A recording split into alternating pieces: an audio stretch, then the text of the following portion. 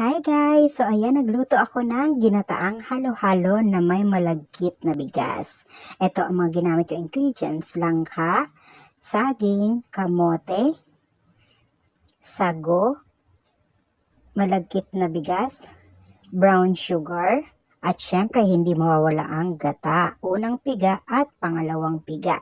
So bale, ito dalawang nyug po yan na kinayod, nilagyan ko lang ng 2 cups of hot water. So, saka piniga. Ganyan guys. First time ko pong ginawa yan. Kaya excited ako. So, una kong inilagay ang pangalawang piga.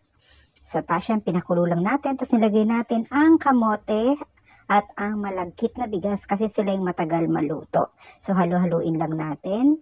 Tapos, nung naluto na, inilagay ko na po ang saging. So, hinalo-halo ulit.